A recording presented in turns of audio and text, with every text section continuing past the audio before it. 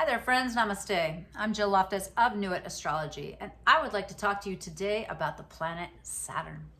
So I recently had a couple comments on one of my videos, and I had mentioned about how Leos have been going through it ever since Saturn went into the sign of Aquarius, which is across the sky from their sign.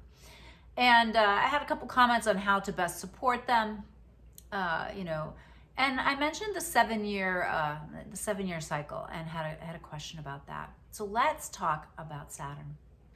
Now, it takes about 30 years for Saturn to make it all the way around the wheel of your zodiac and return to the point where it was at the day of your birth.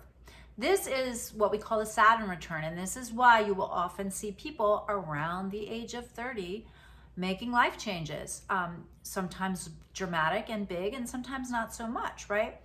And here's the thing with Saturn. Saturn is often called the dark angel of learning, right? Saturn is considered to be cold, considered to be the ruler of time, of old age. It is, the rings around Saturn. It's about restriction, limitation, but it's also about integrity. Saturn's about hard work. Saturn is, build your house on a rock, right? And when Saturn comes to visit, whether it's by transit, or progression, what it does is shake the foundation of your life and ask, what is built to last? What is strong? Saturn rules the skeleton, right? It is the strength. It is the structure on which you build your life. So, sometimes Saturn is also associated with authority figures, with bosses. It's a very 10th house energy, right? Ruler of Capricorn. It's an energy that's necessary and not to be feared, right? Saturn is not to be feared, even though Saturn can bring melancholy, depression, heaviness, responsibility, right? And sometimes we can perceive those things as difficult, but in the same way that pressure creates a diamond, right? Or, you prune your rose bush so it has the most productive blooms and the most amazing, beautiful blooms, right? Sometimes Saturn asks us to prune. Saturn asks us to tear something down and rebuild it, right? But with wisdom. Now let's talk about the timing of Saturn. The reason I mentioned 7 years is because when you think of the astrological wheel, right, you got your little circle, right? And think of the circle as being cut into a pie, right?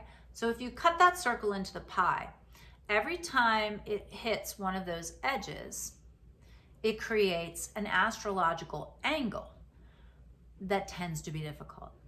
And the first one is a square, all right? So a square, that 90-degree angle, is a difficult angle, right? And think about it like you would think of water flowing, right? If you have a trine, right? If the two rivers come together and form one, right? It's harmonious, right? They might come from different energies or different areas, right? But they flow together, right? Not with a square, okay? With a square, you've got this linear energy, and this energy is trying to go this way, and something has to force it to go in a different way. Long ago, I heard this quote, and I wish I could give credit to the astrologer who said it, and if anybody knows who they are, I don't know whether I read it or heard it, but a square makes you turn a corner, right? You are going boldly in one direction, and the square goes, not that way. This is an energy that you have to contend with. You have to harmonize these. And in order to do that, you're going to have to turn in a new direction. Take a new direction. Take some new initiative, right? So that happens about every 7 years. You've heard the 7-year itch, right? Some people equate that with Aquarius or with Uranus, only because Uranus stays in a sign for about 7 years. But typically, no, that 7-year itch, that's Saturn saying, hey, how's it going?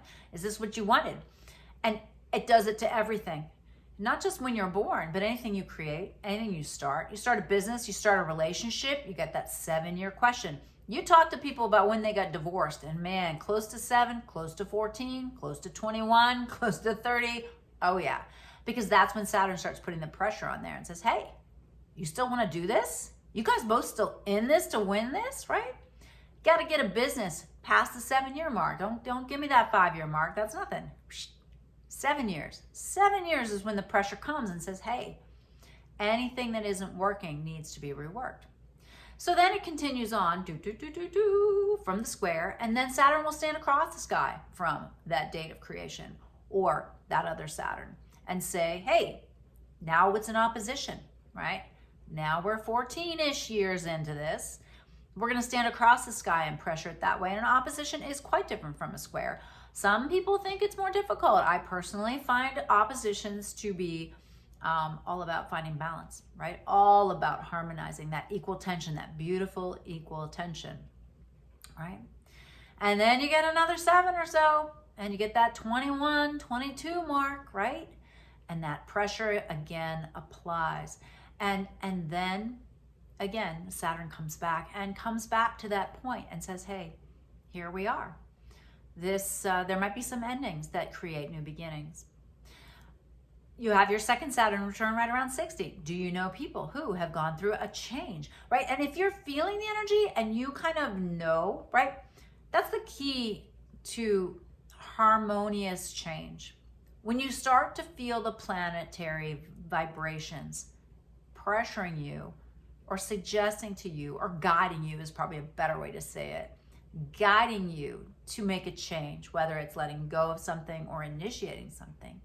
If you really tune in, pay attention to the symbols, to the signs, to the feelings, to the synchronicities, to the opportunities, to the endings, you preempt those things. And then when the actual aspect hits, you're there because you've already started to make the changes. You've already loosened your grip. So the universe doesn't have to send you a hand grenade to get you to let go of whatever it is that you no longer need to take forward, right? There's a great teaching story that my teacher always would tell about the aspirant who is so dedicated, right? And his teacher says to him, all right, the next new moon, I'm going to meet you at the mountaintop, and I'm going to offer to you, initiate you into the next mystery. I'm going to tell you the secret. It has to be at this new moon, and so meet me there. And so the aspirant is so excited, right? The Chela, oh my goodness, it's finally time. All this work I've done has just worked so hard. I can't wait. I can't wait for that day. And so he prepares, he packs, he plans, right? And so he sets out on the journey to be there at the new moon at the right time. And he is so laden with what he thought he might need just in case, right? I might need this and I might need that. So it's slow going.